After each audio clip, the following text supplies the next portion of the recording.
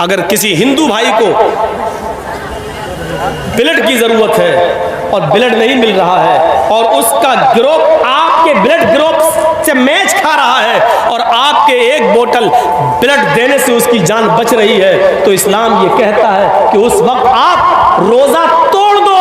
अगर रोज़े की हालत में भी हो तो आप रोज़ा तोड़ दो और रोज़ा तोड़कर ब्लड दे दो और ब्लड देकर उसकी जान बचा लो। इस रोज़े की क़ज़ा बाद में हो सकती है, अगर जान चली गई तो बाद में जान वापस नहीं आएगी। एक गैर मुस्लिम के लिए इस्लाम ये कहता है कि तुम अपना रोज़ा तोड़कर ब्लड देकर उसकी जान बचा लो, रोज़े की क़ज़ा बाद में कर लेना। इंसानियत निभाई तो इतनी, लेकिन ये भी नहीं कहा कि तुम उनके मंदिरों में जाकर सजदा कर लो। अल्लाह के नबी ने कहा, कुरान की आयत नाजिल हुई जब काफिरों ने कहा कि 6 महीने आप हमारे माबूद की इबादत कर लें, हमारे खुदा, और 6 महीने में आपके माबूद की, आपके रब की इबादत कर लेते हैं, तो अल्लाह के नबी ने साफ कह दिया, लकुम दीनुकुम वलिय दीन। ये नहीं होगा। इंसानियत हम निभाएंगे लेकिन दीन के साथ समझौता नहीं करेंगे। तुम्हारे लिए तुम्हारा दीन और हमारे लिए हमारा दीन, ये समझौता नहीं कर सकते। क़यामत की निशानियों में से एक निशानी ये बताई, युस्बिहु रजुलु मोमिनन व युमसी काफिरन व युमसी मोमिनन युस्बिहु काफिरन। एक मुसलमान को तुम देखोगे सुबह फजर की नमाज पढ़ेगा, नमाज पढ़ने के बाद कुरान की तिलावत करेगा, मिस्कीनों को गरीबों को खाना खिलाएगा, सुबह सवेरे उठेगा तो वो मोमिन होगा, लेकिन शाम का सूरज डूबने से पहले पहले वो काफिर हो जाएगा।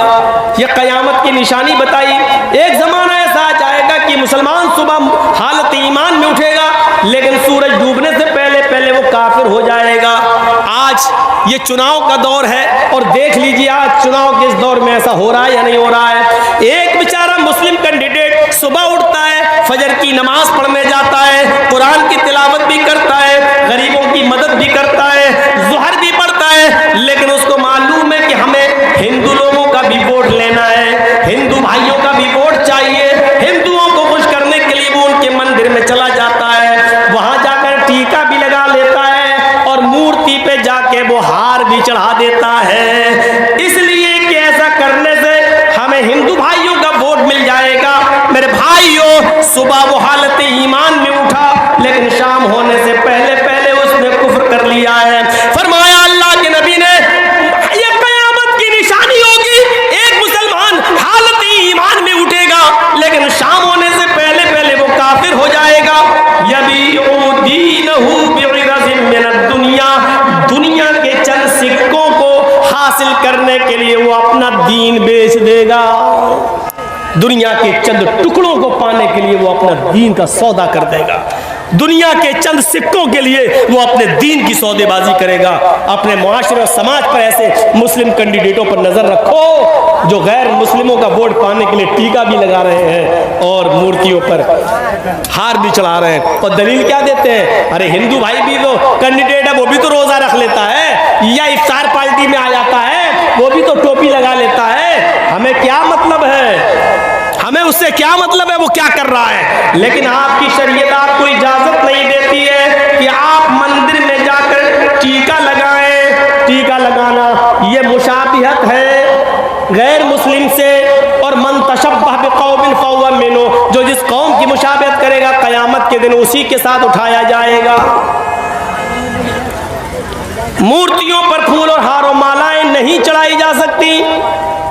अगर आपने मंदिर में किसी मूर्ति पर फूल और मालाएं चढ़ा दी तो माफ कीजिएगा बहुत से लोग दलील दे देंगे, जब आपका नेता मूर्तियों पर फूल और हार माला चढ़ा देता है तो हमने कब्रों पे अगर फूल चढ़ा दिए तो कौन सा जुर्म किया है, हमने यहाँ चादर चढ़ा दी तो कौन सा जुर्म किया है। मेरे भाइयों, किसी भी पत्थर पर फूल और माला नहीं चढ़ाया जा सकता है, उसके सामने हाथ जोड़ के खड़ा नहीं होया जा सकता है। अगर शरीयत ने किसी पत्थर को चूमने की इजाजत दी है तो वो सिर्फ हजरे अस्वद है जो खाने काबा में लगा हुआ है, सिर्फ उस पत्थर को चूमने की इजाजत दी है। अगर आसानी के साथ वहां जा सकते हो और उसको छू सकते हो तो छू लो, और चूम सकते हो तो उसको बोसा दे दो।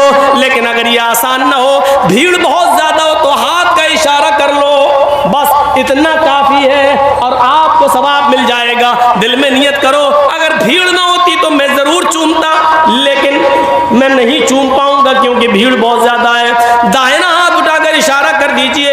अपना चक्कर लगाना शुरू कर दीजिए। उस पत्थर को ही चूमा जा सकता है और उसका बोसा लिया जा सकता है, उसके अलावा किसी पत्थर को नहीं चूमा जा सकता। लेकिन हजरत उमर फारूक का जब जमाना आया तो उमर फारूक को डर लगने लगा, इस पत्थर को लोग चूमते हैं, ऐसा ना हो कि इस पत्थर को आगे चलकर लोग इसको खुदा बना ले, माबूद बना ले, कहीं इस पत्थर से रोजी रोटी ना मांगने लगे, इस पत्थर से कहीं औलाद ना मांगने लगे, इस पत्थर को बाबरकत पत्थर समझकर बरकत के हुसूल के लिए बैठने न लगे। तो हजरत उमर फारूक ने तवाफ करने से पहले उस पत्थर पे हाथ रख के कहा था, आए पत्थर, अन्नका हजरुन ला तनफउ वला तजुर, आए पत्थर तू सिर्फ एक पत्थर है, आए हजरे अस्वद तू सिर्फ एक पत्थर है, तू किसी को नफा नहीं पहुंचा सकता, तू किसी को नुकसान नहीं पहुंचा सकता, तेरे अंदर नफा देने की और नुकसान पहुंचाने की ताकत नहीं है। मैं तो सिर्फ तुझे इसलिए चूमता हूं क्योंकि मुहम्मदुर रसूलुल्लाह को मैंने चूमते हुए देखा है। अगर मेरे नबी ने तुझे न चूमा होता तो मैं भी तुझे नहीं चूमता। बस आए पत्थर सुन, तेरे अंदर किसी को कुछ देने की और किसी से कुछ छीनने की ताकत नहीं है, तू माबूद नहीं है, तू खुदा नहीं है, तू रब नहीं है। सवाल यह है कि फिर मैं तुझे चूम क्यों रहा हूं? मैं सिर्फ इसलिए चूम रहा हूं क्योंकि मेरे नबी ने तुझे चूमा, इसलिए हम तुझे चूम रहे हैं। तो मेरे प्यारे साथियों, ये कहकर लोगों को बता दिया कि पत्थर पत्थर है, ये रब नहीं है, ये माबूद नहीं है, यहाँ चादर नहीं चढ़ाई जाएगी, यहाँ हाथ जोड़कर खड़ा नहीं हुआ जाएगा, इस पत्थर से किसी किस्म की बरकत की उम्मीद मत रखना। बस एक सुन्नत है उसको चूमना, एक छूना और बोसा लेना सुन्नत है। मेरे प्यारे साथियों, ये इस्लाम की शीतल छाया और इस्लाम की साफ और शफाफ तालीम है, इसे हमें और आपको गौर करना चाहिए और लेना चाहिए और सीखना चाहिए। ये मजहब सबका है। आओ, अगर नमाज है तो आपके यहाँ पर भी है, कलमा है तो आपके यहाँ पर भी है, अगर ज़कात देने का हुक्म दिया है इस्लाम ने तो आपके यहाँ पर भी दान और खैरात का है। सबूत व दानम दीक्षिता, हाय अर्जुन, ज्यादा से ज्यादा गरीबों मिस्कीनों में दान दिया करो, दान देने से पाप मिटते हैं। अगर हमारे यहाँ रोजा है तो आपके यहाँ पर भी व्रत है। हाँ, एक फर्क जरूर मिलता है, हमारे यहाँ मरने के बाद इंसान दोबारा कुत्ता बिल्ली चूहा नहीं बनता है और आपके यहाँ मरने के बाद आवागमन है। अच्छे कर्म किए होंगे तो फिर से मनुष्य बनाकर पैदा किया जाएगा, लेकिन बुरे कर्म किए होंगे तो अपने अपने कर्मों के मुताबिक इंसान को सजा मिलेगी।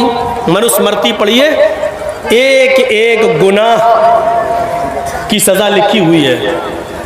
2-3 सजाएं मुझे याद हैं। रिश्वत खाओगे तो कुत्ते का जन्म होगा, जुआ खेलोगे तो भैंस का जन्म होगा, किसी लड़की पर गलत नजर डालोगे तो तुम्हें अगला जन्म लड़की का होगा, चोरी करोगे तो अगले जन्म में बिल्ली बनाए जाओगे। ये हमें याद है मनुस्मृति के, वरना उसमें बहुत कुछ लिखा हुआ, ये करोगे तो आलू बनोगे, ये करोगे तो गोभी बनोगे, ये करोगे तो बैगन बनोगे, ये करोगे तो फूल गोभी बनोगे, ये करोगे तो यहाँ तक कि हरा धनिया हरा मिर्चा, ये करोगे तो ये बनोगे। पूरी एक लिस्ट है, दाल चावल तक की लिस्ट है, ये करोगे तो दाल बनोगे, ये करोगे तो चावल बनोगे, ये करोगे तो मतलब सबकी एक लिस्ट है। यानी ये सारी सब्जियां जो आप देख रहे हो ये पाप के नतीजे में मिल रही हैं हमें और आपको। ये सब पहले इंसान थी, इन्होंने जो जुर्म किए थे तब दाल बनाए गए। हम जो खा रहे हैं वो इंसानों को खा रहे हैं। पूरी एक लिस्ट है।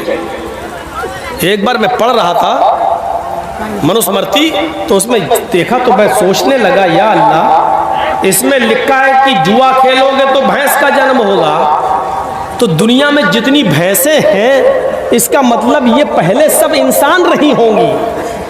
इन्होंने जुआ खेला होगा तो इनको भैंस का जन्म हुआ है। इसका मतलब यह है कि दुनिया में अगर कोई आदमी जुआ ना खेले तो भैंस का जन्म ही नहीं होगा।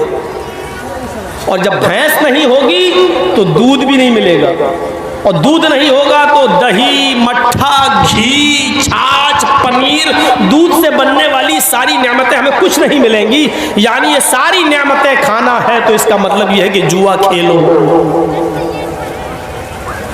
एक पंडित से मैंने कहा, लोकल पंडित से, कहने लगा चुप रहो मौलाना साहब, हम इतने बड़े पंडित नहीं, हमारे किसी बड़े पंडित से पूछो, हम लोग तो बस ऐसी दान कन्या कर लेते हैं, कुछ हमें गुरु दक्षिणा मिल जाती है, हम क्या जाने ये सब। लोकल पंडित था, नहीं बता पाया।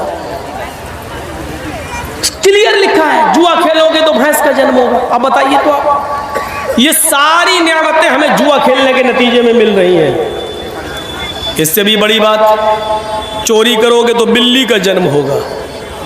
अरे हमने दुनिया में चोरी की, पुलिस ने हमें पकड़ा, जेल में डाल दिया। पुलिस की जेल फिर भी अच्छी है, जब तक हम जेल में है दूसरे की चोरी तो नहीं कर रहे हैं, कम से कम इलाका सुरक्षित तो है।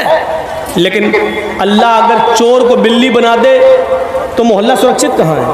जब इंसान थे तो माल चुराते थे, रुपया चुराते थे, सोना चुराते थे, चांदी चुराते थे, लेकिन अल्लाह ने चोर को बिल्ली बना दिया। तो अब सोना चांदी नहीं चुरा रहे, किसी का कबूतर चुरा रहे हैं, किसी की मुर्गी फाड़ रहे हैं, खा रहे हैं, कुछ ना कुछ अभी भी कर रहे हैं। तो इसका मतलब यह है कि पुलिस की जेल फिर भी मजबूत है, अल्लाह ने जो सजा देकर बिल्ली बनाया वो कमजोर है, क्योंकि चोरी तो अभी भी नहीं रुकी। रिश्वत खाओगे तो कुत्ते का जन्म होगा, ये बड़ी अजीब बात है। जब मैं रास्ते में किसी कुत्ते को देखता हूं तो सोचता हूं पता नहीं ये किस पुलिस वाले, नाम न लो हालात खराब हो जाएंगे, सोचता हूं कि ये किस लुटेरे का वो होगा। ये जो कुत्ते हैं ये लोकल कुत्ते हैं, ये 100-200 रुपए लेकर ट्रक छोड़ने वाले, कम हल्की फुल्की रिश्वत। और एक कुत्ता वो होता है जो 20-22 साल की खूबसूरत लड़की, लवली, स्वीटी, प्रीति, ट्विंकल, कॉलेज में पढ़ने वाली लड़कियां, 40-50 हज़ार का कुत्ता नहला धुला कर और मुंह से मुंह लगा करके गाड़ी में बिठाती हैं और लेके एसी गाड़ियों में चलती हैं। मैं सोचता हूँ ये किसी बड़े वीआईपी लीडर, किसी नेता का जन्म हुआ होगा। कभी कभी हम सोचते हैं यूपी और दिल्ली चलाने वाले लोगों को ये जुल्म बेचारे कर रहे कर लें, लेकिन मरने के बाद इनको क्या बनाया जाए? ऐसा न हो कि ऐसा बकरा बन जाएं जो हम ही लोगों के किसी हिस्से में आ जाए। कहीं देसी मुर्गा बन गए तो पता नहीं किस मौलवी के पेट में जाएंगे। मौलवियों का सबसे बेहतरीन गिज़ा देसी मुर्गा ही होता है। बाकायदा मांगते हैं जलसे में, देसी मुर्गा है तो आएंगे। मैं उस मौलवी को जानता हूं जिसने तकरीर की डेट देने से पहले कहा था कि हमें मंगोर मछली, देसी मुर्गा फ्राई चाहिए। नाम नहीं लूँगा वरना आप लोग हंसेंगे। मैं सोचता हूँ कि ये लोग दुनिया में बेचारे कर रहे करें, लेकिन आखिर इनको इनके धर्म के मुताबिक कौन सा जन्म होगा, क्या होगा? अगर हमें पता चल जाए कि वही आदमी है जिसका जन्म ये हुआ तो हम तो उसको काटे ही नहीं, उसको रखे रहें, खिलाएं और पिलाएं और रोजाना उससे बात करें। साहब अब पता चला तुम्हें, दिल दिल तड़पाए। लिखा है कि चोरी करोगे तो, रिश्वत खाओगे तो कुत्ते का जन्म होगा। और आखिर में एक सजा और जो हमें मालूम है, लड़की को देखोगे तो अगला जन्म लड़की का होगा। दुनिया में जितनी लड़कियां जलसे में आई हैं ना, जलसे में ना दिखे लेकिन बाहर बाजार लगा हुआ वहां देख लो। अभी हम आ रहे थे, जो लेके आए मंजर पता चल जाता है। ऐसा लग रहा था जैसे एक कुतिया के पीछे 10-10 कुत्ते लगे। हमने कह दिया जो कहना था, बुलाओ या ना बुलाओ, हम बहुत आज़ाद ख्याल के आदमी हैं। और देखा जब हम यहाँ बैठे स्टेज पर तो मौलाना साहब को अपनी तकरीर 10-5 मिनट के लिए रोकना पड़ी, लोग भरने लगे। अभी तक मौलाना हमसे पहले जो बोल रहे थे शायद लैला मजनू की कहानी सुना रहे थे, वो कुरान हदीस नहीं थी। कुरान हदीस तो मौलाना जर्जीस सुनाने आए थे। जर्जीस साहब आए, मजमा भर गया। नहीं थे तब तक कहाँ थे सब मालूम है। कुतियां घूम रही थी, कुत्ते पीछा कर रहे थे। जाओ कह दिया हमने, तुम्हें जो बुरा लगता है लगता रहे, मेरे बाप का कुछ नहीं जा रहा है। मुझे तो बाल ठाकरे के खिलाफ भी बोला तो मेरे बाप का कुछ नहीं गया। और क्या जाएगा, कोई आसमान से टपकता हुआ कोई फरिश्ता थोड़ी था बाल ठाकरे। उसने हमारे नबी को गाली दी थी। उसने कहा था मोहम्मद अय्याश था, मक्कार था, 11-11 औरतें रखता था। तो हमने कह दिया था जवाब में, 11 बीवी रखने वाला अगर मक्कार और अय्याश था तो कृष्ण जी 16,108 रखे थे, वो क्या थे। उसने फिर तकरीर में कहा था अगर मैं प्रधानमंत्री बन गया तो हरा रंग बंद कर दूंगा। हरा रंग मुसलमानों का रंग है, इस्लामी रंग है, मैं हरा रंग बंद कर दूंगा। हर जगह लाल रंग के झंडे को, केसरिया रंग के झंडे को लागू कर दूंगा। मैंने उसके जवाब में कहा था ठाकुर जी, लाल रंग से इतना प्यार, हरे रंग से इतनी नफरत, ये नफरत करना छोड़ दो, क्योंकि हरे रंग की सब्जियां खा खा कर तुम जिंदा हो, लाल रंग की चीज़ तुम्हें नसीब नहीं होती है। सिर्फ टमाटर खाते हो बस, और गाजर और चुकंदर, कितना खाओगे। लाल रंग की चीज़ वो है जो हमारे बिहार और बंगाल में खाई जाती है। हमने कहा वो खाना शुरू, मैं तो नाम लिया था, यहाँ नाम नहीं लूँगा। मुझे डर लगता है यहाँ नाम ले लूँ तो कहीं यूपी के होने वाले चुनाव में मीडिया वाले उसी चीज़ को उछालें और बीजेपी को फ़ायदा ना पहुँचाएं। वैसे बीजेपी को हम मुसलमानों में बहुत से लोग मिल गए फ़ायदा पहुँचाने के लिए। संतुष्टि के साथ वो बैठी हुई है कि हम तो जीत रहे हैं, हम तो निकल रहे हैं, क्योंकि हमारा काम तो मुसलमान ही लोग कर रहे हैं। मैंने इशारे में बहुत कुछ कह दिया है, बहुत ही मुआज़रत के साथ अगर किसी को बुरा लगा हो तो लगता रहे। मैं माफ़ी नहीं मांगता, जुर्म ही नहीं किया तो माफ़ी क्यों मांगूं। मैंने कोई गलती नहीं की बोलकर, इसलिए माफ़ी मांगने का सवाल ही पैदा नहीं होता है। तुझे बुरा लगा है तो ये तेरी विचारधारा है, अपने विचारधारा को आगे बढ़ा और सोच और समझ, ये सोचते और समझने की चीज़ है। इत्मीनान के साथ बैठी हुई है बीजेपी कि हमारा काम तो हो रहा है।